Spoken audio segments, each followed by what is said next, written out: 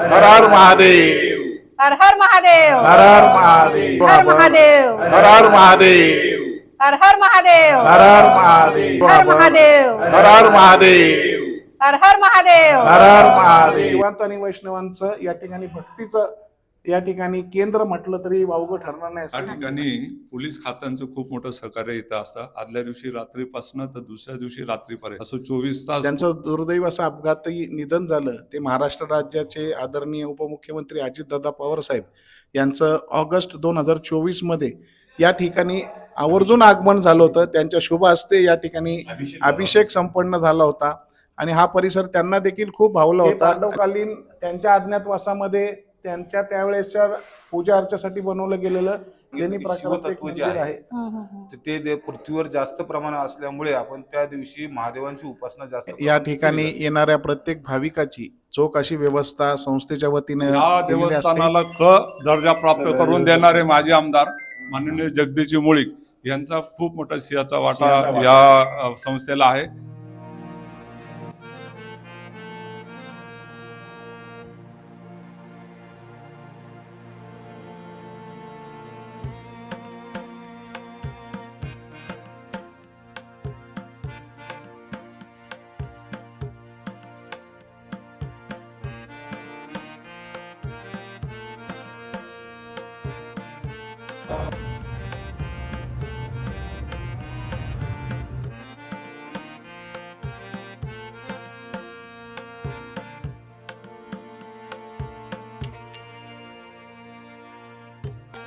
पुण्यातील येरवडा गावठण स्थित तारकेश्वर मंदिर हे पुरातन आणि पांडवकालीन असे मंदिर असून 4 ते 5 हजार वर्षांपूर्वीचे हे मंदिर आहे.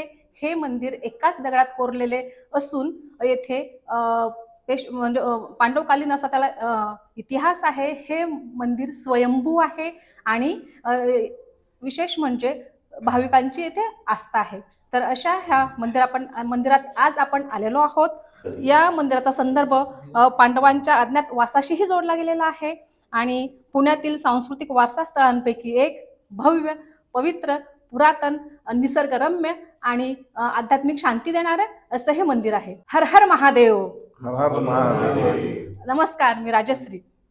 महाशिवरात्री सण अगदी 2 दिवसावर येऊन ठेपलेला आहे आणि त्यानिमित्त आम्ही आज आलेलो आहे येरवडा येथील पुरातन 4 ते 5 हजार वर्षांपूर्वीच्या तारकेश्वर मंदिरात. ह्या मंदिरात भाविकांची अलोट अशी गर्दी असतेच, पण येत्या म्हणजे 15 तारखेला असणाऱ्या महाशिवरात्री निमित्त मंदिरात काय असे आयोजन, नियोजन आणि पूजाविधी कसा असेल याविषयी जाणून घेणार आहोत इथल्या अध्यक्षांशी.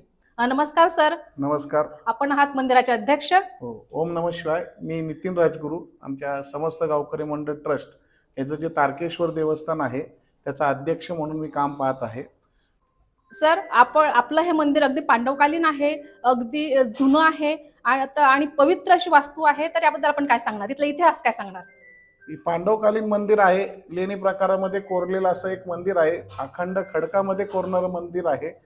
याच्यामध्ये संदर्भ असे जे पाहिजेत ते नेमके 10व्या शतकापासून मिळतात. कारण इथं जवळपास असणारे आमच्या डेक्कन कॉलेजचे या ठिकाणी पुरातत्व जो विभाग आहे तेथील काही अधिकाऱ्यांशी आम्ही बोललो होतो. त्याच्यामध्ये श्री देगुलकर सरांचे जे सहकार्य आहेत त्यांचे श्री गाजुल सर यांच्याशी आम्ही बोललो. त्यांनी 10व्या शतकापर्यंतचा संदर्भ तर आहे असं या ठिकाणी त्यांनी दिलेलं आहे. त्याच्यापूर्वी हे पांडवकालीन त्यांच्या अज्ञातवासामध्ये त्यांच्या त्यावेळेसच्या पूजा अर्चेसाठी बनवलं गेलेलं लेणी प्रकाराचं एक मंदिर आहे अशी या ठिकाणी समज आहे.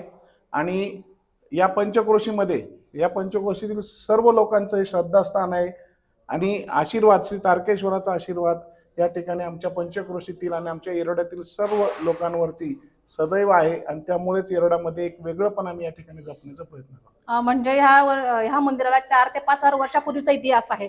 तर आज हे मंदिर ज्या स्थितीत आहे यात म्हणजे वेळोवेळी काही सुधारणा करण्यात आल्यात? याच्या वेळोवेळी याच्यामध्ये 10व्या शतकामध्ये, 11व्या शतकामध्ये वेगवेगळ्या मूर्त्या आलेल्या आहेत. इथं सुरुवातीला अगदी फक्त या ठिकाणी महादेवाचं मंदिर होतं, पण नंतरच्या काळामध्ये इथं विविध देवदेवतांच्या मूर्त्या स्थापित झालेल्या आहेत. आणि मंदिराचं वैशिष्ट्य म्हणजे की इथे ज्या मूर्त्या आहेत या मूर्त्या तुम्हाला महाराष्ट्रातच नव्हे तर भारतात सुद्धा इतरत्र फार क्वचित पाहायला मिळतील. या ठिकाणी योग गणेश आहे.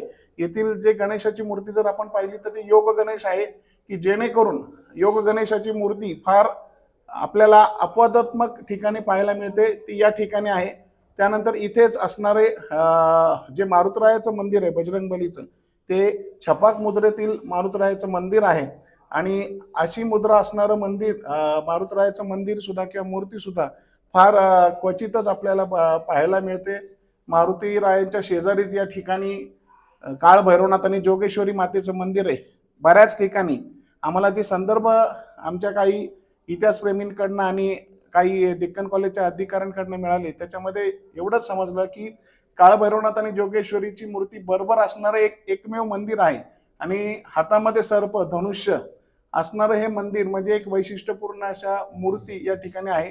त्याची वज्रलेप आणि मधल्या काळामध्ये संस्थेच्या वतीनं करण्यात आला, त्यावेळेस ही सगळी शास्त्रोक्त माहिती आम्ही संबंधितांकडनं जमा करून आमच्या ट्रस्टच्या रेकॉर्डला ठेवलेली आहे. जो बरोबर दगडी रामलक्ष्मण सीता मातेची या ठिकाणी जुन्या मूर्त्या होत्या, त्या आम्ही मधल्या काळात बदललेल्या आहेत. त्या ठिकाणी नवीन मूर्ती स्थापित केल्यात, पण त्या जुन्या मूर्त्या आम्ही तशाच जतन करून ठेवलेल्या आहेत. परिसरामध्ये दत्त मंदिर आहे. रेणुका मातेचं सुद्धा स्वयंभू या ठिकाणी मंदिर आहे. रेणुका मातेचं मंदिर सुद्धा अतिशय लोकांचं श्रद्धास्थान असणारे रेणुका मातेचं मंदिर आहे. आणि ते सुद्धा या ठिकाणी नवरात्रामध्ये आपल्याला त्या ठिकाणी गर्दी पाहायला मिळते. इथं विठ्ठलाचं मंदिर आहे, शनीचं मंदिर आहे. आणि शैव वैष्णवांचा मेळा इथे कुठेतरी एकत्रित येतो, असं एक वैशिष्ट्यपूर्ण महती या ठिकाणाची सांगता येईल. कारण बऱ्याच ठिकाणी शैव आणि वैष्णव असे प्रकार होतात, पण या ठिकाणी रामाचं सुद्धा मंदिर आहे, विठ्ठलाचं पण आहे, बरोबर महादेवाचं मूळ मंदिर या ठिकाणी. तर शिवांचं आणि वैष्णवांचं या ठिकाणी भक्तीचं या ठिकाणी केंद्र म्हटलं तरी वावगं ठरणार नाही असं मंदिर आहे. खरं तर तारकेश्वर मंदिर हे जागृत देवस्थान आहे. तसंच इथल्या 3 गाव म्हणजे आपलं येरवडा, निगडी आणि संगमवाडी इथलं हे कुलदैवत आहे. त्याबद्दल आपण काय सांगणार? या ठिकाणी आमचे जे काही ग्रामस्थ आहेत, येरवडा गावचे जे मूळ जेवढे ग्रामस्थ आहेत, मग याच्यामध्ये विविध परिवार आहेत, की आमचा राजगुरू परिवार असेल, आमचं मोजे परिवार असेल, मांबुरे परिवार असेल, फुगे परिवार असेल, नवे गावातील आमच्या लेखी जे जे 100 वर्षाहून अधिक काळ या ठिकाणी वास्तव्यास आहेत, हे सगळे या ठिकाणी यांचं हे श्रद्धास्थान आहे, आमचं हे आराध्य दैवत आहे. आणि आमच्याच बरोबर येरवड्याचीच वाडी असणारी संगमवाडी आहे, जे इथेच राहिला होते येरवड्यामध्ये, पण शेतीच्या कामानिमित्त ते संगमवाडीमध्ये गेले होते, रामवाडीच्या अलीकडे गेले होते. या सर्वांचं हे श्रद्धास्थान आहे. आणि आमचं कुलदैवत म्हणजे श्री भैरवनाथ महाराज आणि जोगेश्वरी मातेचं मंदिर सुद्धा याच आवारामध्ये आहे. तर हे सर्व पंचक्रोशीतील आमच्या लोकांसाठी श्रद्धेचं स्थान आहे, आदराचं स्थान आहे. आणि इथं आल्यानंतर आम्हाला आपोआपच आम्ही सर्वजण इथं नतमस्तक होतो. सर, महाशिवरात्री निमित्त काय सांगाल? महाशिवरात्री म्हणजे काय? आम्ही सालाबाद प्रमाणे अगदी आमच्या पिढ्यानपिढ्या चालणारा हा उत्सव आहे. या ठिकाणी बऱ्याच गोष्टी आम्हाला आमच्या वाडवडिलांकडनं, आजोबांकडनं शिकायला मिळाल्या, पाहायला मिळाल्या. त्याच वेळेस आमच्या या ठिकाणी पूजा अर्चा विधिवत या ठिकाणी सर्व शास्त्रोक्त पद्धतीनं पूजा अर्चा करणारे आमचं या ठिकाणी जे काही गुरुजी आहेत, त्यांचे परिवार आहेत, त्यांच्या माध्यमातून ज्या ज्या गोष्टी आम्हाला शिकायला, की महाशिवरात्रीच्या दिवशी पूर्ण 24 तास मंदिर उघडं असतं. त्यानिमित्तानं गावच्या वतीनं महाशिवरात्रीच्या पवित्र पर्वाच्या आरंभालाच या ठिकाणी अभिषेक केला जातो.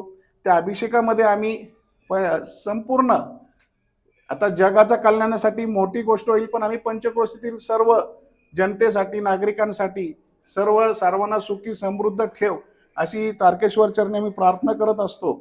आणि हर हर महादेवचा जयघोष करून तारकेश्वर मंदिरामध्ये पूजा अर्चाला महाशिवरात्रीच्या दिवशी सुरुवात होऊन दर्शन लागते. भाविक अगदी रात्री 12 वाजल्यापासून दर्शनाला गर्दी करत असतात. त्यानंतर मंदिरामध्ये या ठिकाणी अभिषेक ज्या भाविकांना करायचे असतात, तर गाभारामध्ये त्याची स्वतंत्र व्यवस्था केलेली असते.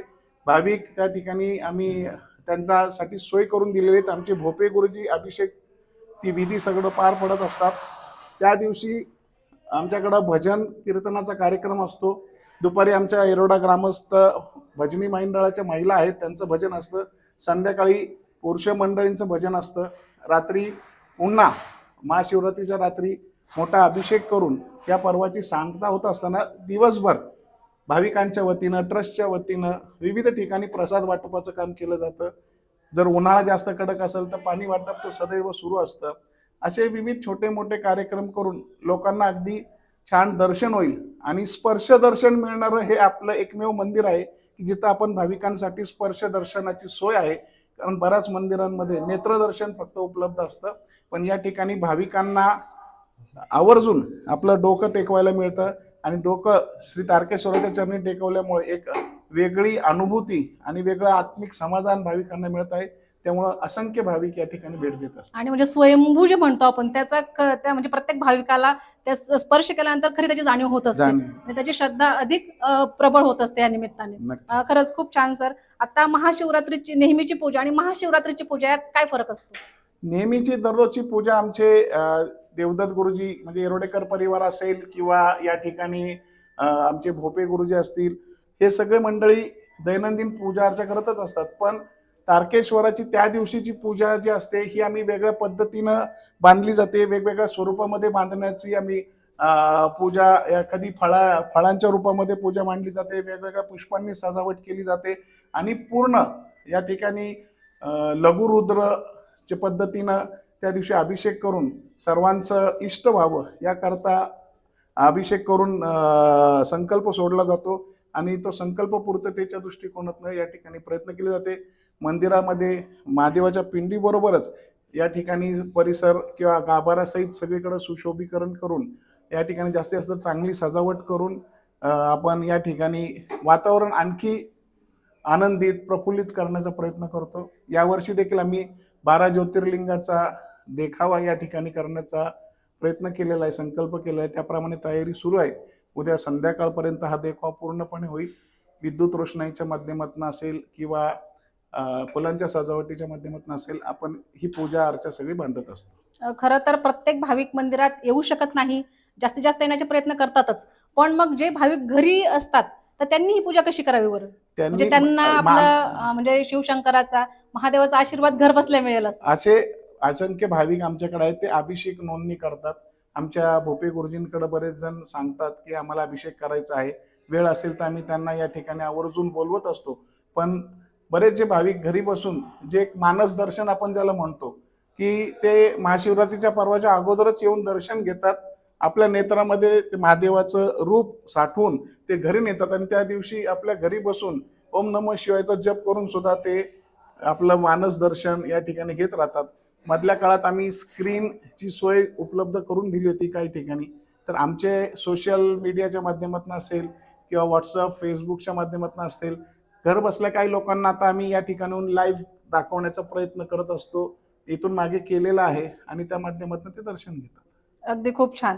पण आपण आता पूर्ण दिवसच शुभ असतो, पण असं काही विशेष कालावधी असतो का की याच्यात जर आपण पूजा केली तर आपल्याला अधिक आशीर्वाद मिळतील?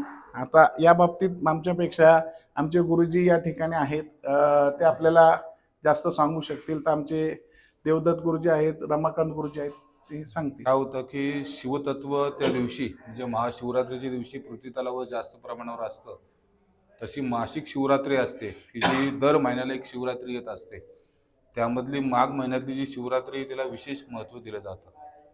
ते शिवरात्रीचा जो काळ आहे तो सगळाच पुण्यकाळ मानला जातो. पण त्यातले त्यात रात्री 12च्या दरम्यानचा जो काळ असतो त्याला निशित काल म्हणतो आपण. त्या काळ सगळ्यात तो निशित काळ जो आहे 12 ते 1च्या दरम्यान जो निशित काळ जो मानला जातो तो सगळ्यात म्हणजे 15 फेब्रुवारीला जेव्हा सुरू होतो रविवारी 12 रात्री 12 रविवारी ते रात्री. 1च्या दरम्यान ते तो विशेष शुभ काल आहे. तर तो निश्चित काल असं मानलेला जातो. पण आपल्याला जसं शक्य होईल त्याप्रमाणे या गुरुजी फक्त म्हणजे त्यावेळेस आपण मंदिरात येऊन नमस्कार केला, पूजा अर्चा केली किंवा घरी केली तर दोघं सारखेच? दोन्ही सारखंच आहे. किंवा तुम्ही त्या 24 म्हणजे जे महाशिवरात्रीचा जो पर्व आहे त्या पर्व कालामध्ये कधीही पूजा केली तरी ती तुम्हाला फलद्रूप होणारच आहे. त्या निश्चित कालाचं महत्त्व म्हणजे त्या दिवशी हरी आणि हराची भेट असते. महादेव आणि विष्णू एकच आहेत. त्या फक्त वर्षातून त्या दिवशी आपण महादेवांना तुळस अर्पण करत असतो. त्यामुळे मला असं वाटतं की महाशिवरात्रीचा जो पर्वकाल आहे जसा आपल्या सोयीने जो काय आहे की तो योग्य वेळ निवडून आपण महादेवाचं चिंतन मनन पूजन स्तोत्रपठण जे काय शक्य होत असेल ते करावं. त्याचा नक्कीच आपल्याला लाभ भेटतो. खूप छान गुरुजी. पण म्हणजे सगळे भाविक आपल्या भोळ्या बाबडे श्रद्धेनुसार पूजा करत असतात. पण विशेष आपण काय सांगाल, म्हणजे काय करावं त्या दिवशी आणि काय करू नये? त्या दिवशी आता ते जे आपण ज्यांची पूजा करणार आहे त्यांचं नावच भोळाशंकर आहे. तर आपण जे काय आपण करणार आहोत ते मनाने केलं तर ते महादेवांना सगळंच प्रसन्न होतं. की महादेवांना असं काय नाही की बाबा तुम्हाला काही फार मोठी काय असं साहित्य किंवा काय पाहिजे आहे. त्यांना तुम्ही एक तांब्याभर फक्त श्रद्धेने पाणी वाहिलं तरी त्यांना तो पुरेसा आहे. आणि अगदी अगदी. त्यांना जे लागणाऱ्या वस्तू आहेत त्या सगळ्याच असे वेगळ्या पद्धतीच्या आहेत. की जसं त्यांना की धोत्र्याचं फूल कुठेही वाहिलं न जातं तिथे महादेवांना आवडतं, धोत्र्याचं बीज महादेवांना आवडतं. की ज्या आपण ज्या वस्तू कोणीही वापरणार नाही अशा वस्तू ते महादेव स्वीकार करत असतात. सगळ्यात महत्वाचं म्हणजे महादेवांना तुम्ही मनोभावे काय करता हे महत्वाचं आहे. म्हणजे बेलपत्राचं विशेष महत्व आहे. बेलपत्राचं महत्व आहे, त्यानंतर तुम्ही पांढऱ्या फुलांचं महत्व आहे, त्यानंतर दूध, दही, मध या सगळ्या गोष्टींचं महत्व आहे. पण त्यांच्या सगळ्यात महत्वाचं तुम्ही श्रद्धेने काय करता हे महत्वाचं आहे. अगदी अगदी. तुम्ही त्यामध्ये जास्तीत जास्त भजन, त्यांचं नामचिंतन, पूजन जे तुमच्याकडून शक्य होईल. आता आजच्या धावपळीच्या युगामध्ये प्रत्येकाला आपण एक स्पेसिफिक टाइम दिला तर तो वेळ दिले तर ते शक्य होईल असं नसतं. तर 24 तासामध्ये जेव्हा त्यांना काही शक्य होईल नोकरी, धंदा, व्यवसायामुळे त्यावेळेस त्यांनी महादेवांचं ते पूजन, चिंतन करावं. त्याचा निश्चितच त्यांना लाभ भेटेल. किंवा त्या दिवशी जर आपण काही विशेष पूजा, अभिषेक असं काही केलं तर त्याचा फायदा होईल? होतोच. महाशिवरात्रीच्या काळामध्ये तुम्ही जे काय करता, मी जसं पहिल्या सुरुवातीला सांगितलं की शिवतत्व जे आहे तर ते पृथ्वीवर जास्त प्रमाणात असल्यामुळे आपण त्या दिवशी महादेवांची उपासना जास्त प्रमाणात केली जाते. काही लोक असे असतात की वर्षभर न उपास करणारेही महाशिवरात्रीला महादेवांचा उपास करून त्या दिवशी ते लाभ घेत असतात. उपास म्हणजे की आपण त्या महादेवांची सतत चिंतन स्मरण करणं. अगदी अगदी. खूप छान गुरुजी. कारण हे गुरुजी जे आहेत ते अगदी 5 पिढ्यांपासून ते सेवा देत आहे. आणि आपण खूप छान सांगितलं, म्हणजे भाविकांना एवढं सांगू इच्छिते की आपण जे काही कराल ते फक्त भोळ्या भावाने करा आणि शिवशंकर त्याला अगदी त्या निमित्ताने प्रसन्न होईल आणि आपल्याला शुभाशीर्वाद देईल. अगदीच खूप छान. खरं तर हे खूप जुनं देवस्थान आहे. तर इथे महाशिवरात्री आणि बाकीचे सणही ते साजरा होत असतात. पण महाशिवरात्र हा सगळ्यात मोठा सण आहे, उत्सव आहे. तर यासाठी आपल्याला काही विशिष्ट नियोजन करावं लागतं का? गेली 15 दिवसापासून समस्त गावकरी मंडळातर्फे आयोजन चालू आहे. मी समस्त गावकरी मंडळाचं सेक्रेटरी सुधीर वसंतराव वांबुरे आणि सर्व आमच्या सहकाऱ्यांच्या माध्यमातून सगळ्यांच्या सहकार्याने या सर्व महाशिवरात्रीच्या पर्वाची नियोजन करत चालू आहे. सर्व रोषणाई, फुलांची सजावट आणि बाकीचं जर साफसफाई वगैरे म्हणजे संपूर्ण मंदिर आणि परिसरामध्ये. आणि सर म्हणजे त्या दिवशी आता म्हणजे 2 दिवसावर अगदी महाशिवरात्र आले, त्या दिवशी मंदिरात काय सजावट असणार आहे विशेष अशी? फुलांची रोषणाई असते आणि तसंच रंगीत हे माळा वगैरे लावून महाद्वाराला पण माळा लावलेल्या आहेत आणि ह्यावेळेस वेगळ्या प्रकारचं आम्ही सुशोभीकरण केलेलं आहे. आणि खरं 12 तर ज्योतिर्लिंग पण नंदी मंडपामध्ये त्यांचं सर्व भाविकांना दर्शनही होईल. अरे वा खूप छान खूप छान. म्हणजे आपल्याला प्रत्येकाला त्या दिवशी सगळ्या ठिकाणी आणणं शक्य नाही, एका पण ठिकाणी इथंच आपल्याला सर्वांचे आशीर्वाद मिळणार आहेत. 12 ज्योतिर्लिंगाचं दर्शन होईल. अगदी छान. म्हणून म्हणजे जास्त जास्त भाविकांनी इथं यावं, म्हणजे आपल्याला 12 ज्योतिर्लिंगांना नमस्कार करायचं पुण्य इथे मिळणार आहे. हो. अगदी खूप छान सर. महाशिवरात्र आपल्याकडे मोठ्या प्रमाणात साजरी केली जाते. त्या दिवशी महाप्रसादही दिला जात असतो. तर त्यासाठी आपली काही अशी वेगळी व्यवस्था केली का आपण? नक्कीच या ठिकाणी समस्त गावकरी मंडळातर्फे हा प्रसादाचं आयोजन केलं जातं. मोठ्या प्रमाणात भाविक आल्यामुळं त्यांना अन्नछत्र बाजूलाच आमची धर्मशाळा आहे, तिथं समस्त गावकरी मंडळाने आयोजन केलेले आहे. आणि माझ्या मते जवळजवळ 2.5 ते 3 लाख भाविक त्या महाप्रसादाचा लाभ घेतात दरवर्षी. आणि आपल्या प्रसादात आपण काय काय देत असतो? प्रसादामध्ये 5 पक्वानं सुद्धा असतात, साबुदाणा असतो, खिचडी असती आणि त्यानंतर जेवण सुद्धा आम्ही देतो. म्हणजे ज्याचा उपवास असेल त्याला उपवासाचं उपवास आणि असेल, ज्यांचा ज्याला कोणाचा उपवास जेवायचं असेल नसेल ते जेवू जेवू शकतात. शकतात. असं चांगलं नियोजन देतं. मी श्रीकांत थांबेराव म्हणजे माजी अध्यक्ष समस्त गावकरी मंडळ येरडागाव. नमस्कार सर. त्यानंतर आता खरं तर आपली 2-3 दिवसाची यात्रा असते. सरांनी सांगितल्याप्रमाणे 2-3 लाख भाविक येत असतात.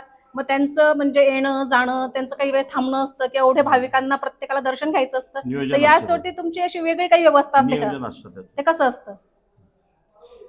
मी सुहास कृष्णाजी राजगुरू, देवस्थान ट्रस्टचा माजी अध्यक्ष. माझा संबंध या मंदिराशी असलेला काळ म्हणजे मला आठवत असलेलं म्हणजे वयाच्या 8व्या वर्षापासून म्हणजे 65 सालापासून मी या मंदिरात माझं येणं जाणं आहे. मी ग्रामस्थच आहे मूळ, आणि त्यामुळे त्या लहानपणापासून आम्हाला एक घरातूनच शिकवण असायची त्या काळात. मलाच नाही, आम्हाला गावात त्या सर्वच मुलांना शिकवण असायची. श्रावणामध्ये सर्वांनी घरनं पाणी घेऊन जायचं आणि महादेवाला पाणी व्हायचं, ही या गावची एक मूळ परंपरा आहे. काळाच्या ओघात थोडंसं बदलत गेलं, इथूनच पाणी मिळायची व्यवस्था झाल्यामुळे मग इथून पाणी वाहतात. तर सांगायचं असं आहे की हे तारकेश्वर मंदिर या आपल्या पंचक्रोशीचं आराध्य दैवत आहे, श्रद्धास्थान आहे. या मंदिराविषयी सांगायचं झालं तर हे फक्त येरवडा गावचंच नाही किंवा पंचक्रोशीचंच नाही, ते शहरातून सुद्धा येणारे भाविक खूप मोठ्या प्रमाणात आहेत. ते सांगायचं असं झालं तर नानापेठ, भावनीपेठ ह्या पुणे शहरातली 200-250 वर्षापूर्वीच्या व्यापारी पेठ आहेत. या इथून येणारा भाविक नियमितपणे आजही येतोय. काही प्रमाणात थोडंफार बदल होतो पिढ्या ह्याच्याप्रमाणे. तर नानापेठ, भवानीपेठ, टिंबर मार्केट इथून येणारा भाविक आहे. 2-2, 3-3 पिढ्या आम्ही पाहिलेल्या आहेत. म्हणजे 60 वर्ष मी येतोय, म्हणजे 60 वर्ष मला कळतंय, तसं मी पाहतोय 3-3 पिढ्या मला बघायला मिळालेल्या आहेत. ते आजही आहेत. असं या सर्व या मंदिराचं श्रद्धास्थान असल्यामुळे भाविक त्याप्रमाणे आपल्या परंपरेप्रमाणे येत असतो. आणि त्याचबरोबर हे जे आपलं काळभैरवनाथ मंदिर आहे, या गावचं ग्रामदैवत असल्यामुळे या ग्रामदैवताचा उत्सव दरवर्षी होत असतो. आणि या ग्रामदैवताविषयी सांगायचं झालं तर सरांनी सांगितल्याप्रमाणे हे जोगेश्वरी, काळभैरवनाथ आणि जोगेश्वरी असं आहेच. त्याचबरोबर या दुर्मिळ जे आहेत की जे अशी भैरवनाथ मंदिरं दुर्मिळ आहेत. महाराष्ट्रात फक्त 4च ठिकाणी आहेत की ज्यांच्या गळ्यामध्ये कालसर्प आहे. कालसर्प असलेले हे त्यांच्या पाहण्यात आलेलं. जे डॉक्टर गाजूल म्हणून होते, ते मूर्तिशास्त्राचे अभ्यासक आहेत. त्यांच्याकडून आम्ही या मंदिराचं सर्वेक्षण करून घेतलं. प्राध्यापक प्रिन्सिपल देगलूरकर साहेब डेक्कन कॉलेजचे जे प्राचार्य आहे, त्यांच्या मार्गदर्शनाखाली त्यांना हे सगळं दाखवलं. मग त्यांनी एक रिपोर्ट करून दिला आम्हाला. सरांना सांगितलं मागाशी तुम्हाला की त्याचा रिपोर्ट आपण आपल्याकडे आता तो घेऊन ठेवलेला आहे आणि त्यांनी तो त्यांच्या ह्याच्यातून लिहून दिलेला आहे. तुम्ही त्याला काहीतरी त्याला आणि डॉक्टर गाजूल मूर्तिशास्त्राचे अभ्यासक असल्याने त्यांनी बऱ्याच गोष्टी आम्हाला सांगितल्या जे आम्हाला माहीत नव्हतं. कारण माहीत असायचं कारणच नाही. कारण ते त्याच्यावर दोन्ही मूर्तींवरचा लेप काढला तर 32 किलो निघाला शेंदूर. त्यामुळं मूर्तीचं मूळ रूपच कळत नव्हतं, जसं गणेशाचं मूळ रूप कळत नव्हतं. त्यामुळं ते त्यांच्या माध्यमातून आम्हाला माहिती झालं आणि मग ते आमच्या समोर आलं की एव्हा कालसर्प असलेला आपलं काळभैरवनाथ आहे. आणि त्यांनी हे सांगितलं की या ठिकाणी तुम्ही जे कालसर्प योग आहे ते सुद्धा शांती करू शकता, असं त्यांच्या सांगण्यातून आलं. त्यांच्या सांगण्यातून आणखी एक असं पण आलं की या गावाची जी नदी वाहते, ती नदी ज्या ठिकाणी उत्तर दक्षिण वाहते त्या ठिकाणी हे विधी होतात. तर तसं जर पाहिलं त्यांच्या सांगण्याप्रमाणे तर उत्तर दक्षिण प्रवाह आपल्या इथं आहे या गावाला. आपण नाशिकला जसं करू शकतो तसं इथेही करू शकतो. पण एवढंच की हा आता ते ठीक आहे. आता आम्हाला पूर्वीच्या लोकांना ते माहीत नसेल किंवा ते काय एवढं आम्ही त्याच्याकडे बाबत काय लक्ष दिलं नाही म्हणा. तर असंही आपलं हे मंदिर आहे. त्याचप्रमाणे रेणुका माता मंदिर हे सुद्धा सन 1700 सालचं आहे. संभाजी महाराजांचं वध झाल्यानंतर राजाराम महाराजांनी जेव्हा त्यांना छत्रपतीपद मिळालं त्या काळातलं तुम्हाला ह्याचं एकच मी सांगेल, हे रेणुका माता मंदिर आणि राजाराम महाराजांची समाधी असलेलं मंदिर, ते त्याचं समाधीस्थळ सिंहगडावर आहे. त्या दोन्हीचे जर तुम्ही डोम पाहिले तर एक सारखे आहेत. असे ह्या रेणुका माता मंदिर सुद्धा ते आहे. आणि खास करून सांगायचं, हे शहाजीराजांच्या जहागिरीतलं गाव आहे. पुणे जहागीर जे पुणे प्रांत होता, परगणा जे म्हणायचे त्याला त्या काळी, तर त्या जहागिरीतली एक गाव आहे.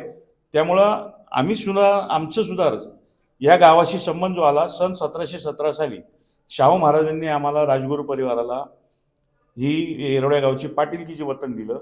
त्याचबरोबर गोसावी होते, त्यांना इनाम म्हणून दिलं, इनामदार म्हणून ते होते. त्याचबरोबर देशपांडे म्हणून, बल्लाळ म्हणून आणि घोडे म्हणून अशी ब्राह्मण मंडळी होती ती, त्यांना सुद्धा वतनं होती या गावची. ते कालावघात ते संपलं सगळं तो काळ. पण असे हे या गावचं वैशिष्ट्य आणि त्या सर्वांची श्रद्धास्थान असलेले आपलं महादेवाचं तारकेश्वर महादेवाचं कुलदैवतही आहे. खूप छान सर, खूप छान. आपण सगळ्यांनीच खूप छान माहिती दिली. आपण सगळे पदाधिकारी ते उपस्थित आहात. सगळ्यांशी आपण सुसंवाद साधण्याचा प्रयत्न करतोय. आणि आता इथे म्हणजे खरं तर खूप निसर्गरम्य असं वातावरण आहे. 400 फूट उंच अशी ही टेकडी आहे. भव्य असा परिसर आहे, पवित्र आहे, निसर्गरम्य आहे. तिथे म्हणजे अगदी 12ही महिने पाणी असणारी विहीर आहे. हे सगळं आहे आणि त्यात महाशिवरात्रीचा योग, त्यामुळे अगदी 2-3 लाख भाविक इथे येत असतात. त्यात महिला असतात, पुरुष असतात. तर त्यांच्यासाठी तुम्ही काही वेगळी व्यवस्था केली का? निश्चितपणे या ठिकाणी येणाऱ्या प्रत्येक भाविकाची चोख अशी व्यवस्था संस्थेच्या वतीनं केलेली असते. हा नैसर्गिक जो भाग आहे तो जतन करण्याचं काम सुद्धा संस्थेच्या वतीनं करण्यात आलेलं आहे. पूर्वी या ठिकाणी या सगळ्या आजूबाजूच्या परिसरात रंगरंगोटी होती, पण गेली 10 वर्षापासून आम्ही ह्याचं मूळ स्वरूप स्थापित करण्याचा प्रयत्न करतोय आणि कुठेही याला वेगळ्या पद्धतीनं असं आर्टिफिशियल टच येणार नाही या दृष्टिकोनातून संस्था प्रयत्न करते. महाशिवरात्रीच्या दिवशी येणाऱ्या महिलांसाठी आपण स्वतंत्र रांग असते, पुरुषांसाठी स्वतंत्र रांग असते, ज्येष्ठ नागरिकांसाठी आपण थेट प्रवेश देण्याची सुविधा आहे, दिव्यांगांसाठी वेगळी सुविधा आहे. तसेच आपल्याकडं आपण हिरकणी कक्षाची सुद्धा आपण व्यवस्था केलेली आहे आणि पिण्याच्या पाण्याच्या बाबतीमध्ये इथं विहीर आहे. एवढ्या मोठ्या उंचावरती नैसर्गिक जो पाझर म्हणतो आपण डोंगरावरती असतो, त्या डोंगराच्या पाझरातून या ठिकाणी एक आपोआपच एक नैसर्गिक पद्धतीनं विहीर निर्माण झालेली आहे मंदिराच्या शेजारी. त्या ठिकाणी 12ही महिने पाणी असतं आणि हे पाणी पिण्यास योग्य आहे. परंतु आम्ही या ठिकाणी आपल्याकडे आता महानगरपालिकेच्या वतीनं सोय झालेली आहे, त्यामुळं टाक्या संस्थेच्या वतीनं बनवण्यात आलेल्या आहेत. पिण्याच्या पाण्याची व्यवस्था केलेली आहे. काही सामाजिक संस्था या ठिकाणी पिण्याच्या पाण्याची व्यवस्था करते. महानगरपालिकेच्या माध्यमातून टँकरची सोय आपल्याला या ठिकाणी आपण केलेली आहे. तर अशा पद्धतीनं आपण येणाऱ्या भाविकांची प्रत्येक ची जास्तीत जास्त सोय करण्याचा संस्थेच्या वतीनं प्रयत्न केलेला आहे. आणि प्रसाद वाटप हा देणगी वर्गणी देणाऱ्या जे भाविक आहेत त्यांना तर आपण त्यांना सोबत प्रसाद देतो, पण येणाऱ्या प्रत्येक भाविकासाठी अगदी छोट्या प्रमाणात का होईना प्रत्येकाला खिचडी, त्या दिवशी उपवास असतो बऱ्याचशा भाविकांचा, तर यावर्षी देखील संस्थेच्या वतीनं भाविकांसाठी खिचडी वाटपाचा उपक्रम आहे. खाली काही तरुण कार्यकर्ते आहेत, गावातील मंडळी आहेत, देणगीदार भाविक आहेत, ते स्वतः देखील या ठिकाणी लोकांसाठी खाद्यपदार्थ असतील, उपवासाचे खूप पदार्थ छान असतील, सर, खूप छान. पण फक्त एक शेवटचा प्रश्न, की एवढे 2-3 लाख भाविक येतात, प्रत्येकाचं श्रद्धास्थान आहे, तर प्रत्येक जण आपल्या परीने कोणी दूध, पाणी, फुलं, फळं हे सगळं आणतात. मग इथला परिसर तुम्हाला किंवा मेन आपण पिंडी जी आहे तर या पिंडीजवळ काय आपल्याला स्वच्छता ठेवावी लागते का किंवा काही कठीण जातं का? या ठिकाणी निश्चितपणे त्या दिवशी खूप ताण असतो.